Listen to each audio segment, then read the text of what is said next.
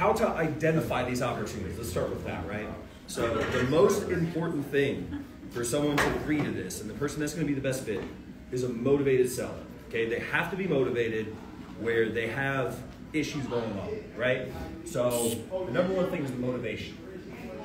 You have to take them through the cash offer process, okay? You can't show your hand on this throughout the process. There's too many variables, it gets too confusing, and it introduces too much doubt. So I'll show you our formula on how we do the max allowable offer. So the MAO, okay? So the first number we need to know is as is retail.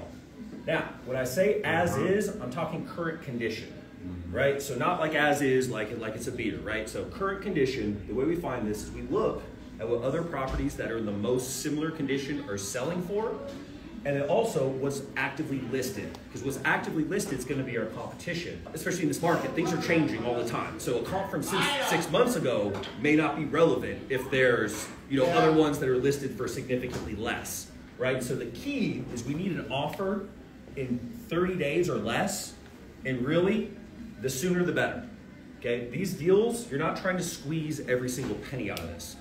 You're trying to negotiate as low as you can and sell it at a discount so it flies off the shelf. Speed and convenience is why people go for this route. So you don't, I see people lock it up with 90-day, 120-day contracts. You're gonna have an angry seller at the end of that. Yeah. You know what I mean? They may as well just go with a realtor if you're gonna do all that. So the MAO is 90% of as is retail.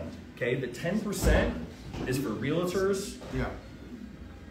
Realtors, closing costs, and miscellaneous expenses. Okay, because there's probably going to be some concessions.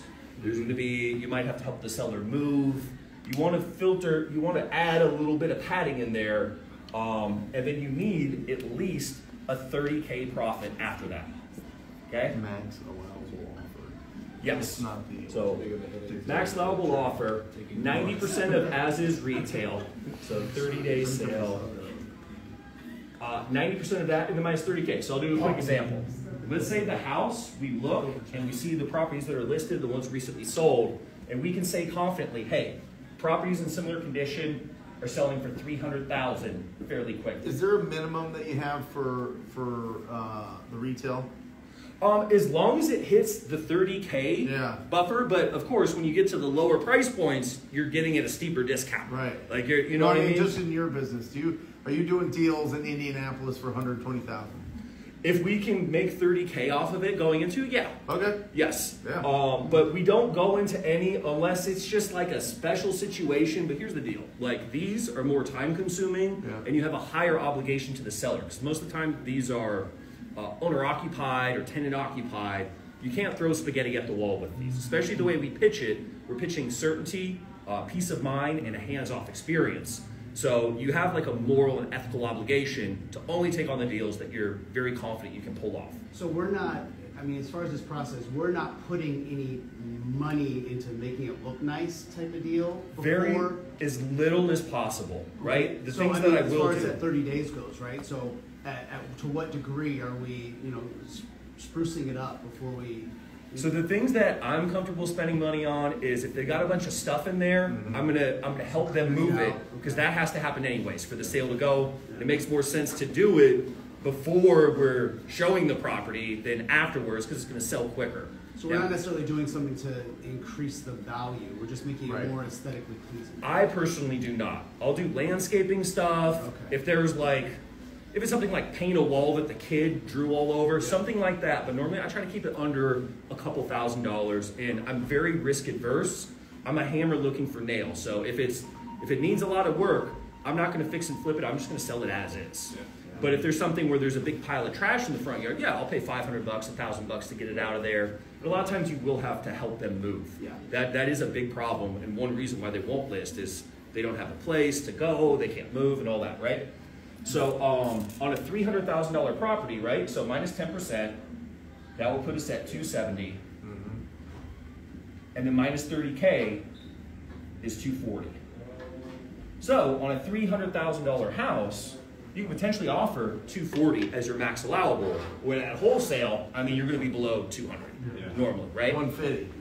Exactly, right? 50 cents on the dollar is kind of a safe number right now. Right. So here's the thing. We go through it as a cash offer, all right? And I break it down into 3 phases. Okay, so phase 1, I call the discovery phase.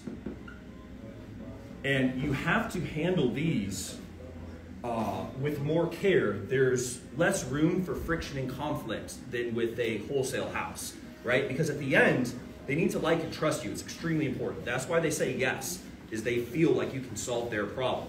So you can't get into this huge back and forth with them during there.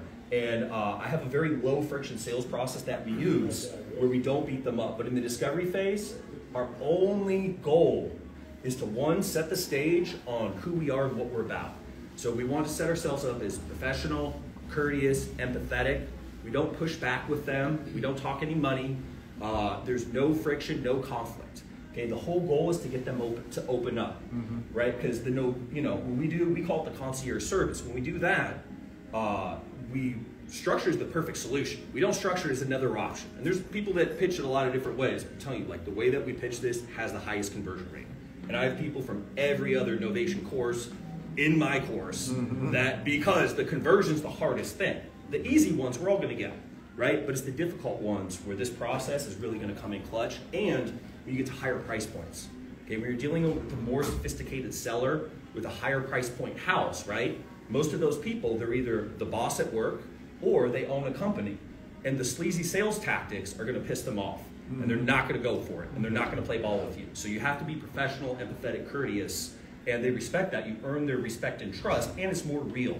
You're not just beating them up for a low ball. You're actually trying to understand the condition of the property, their situation, and trying to figure out if there's something that we can solve, right? So the discovery phase is normally a call on its own, and sometimes the discovery phase and the anchor phase, if they are motivated, will bleed into each other.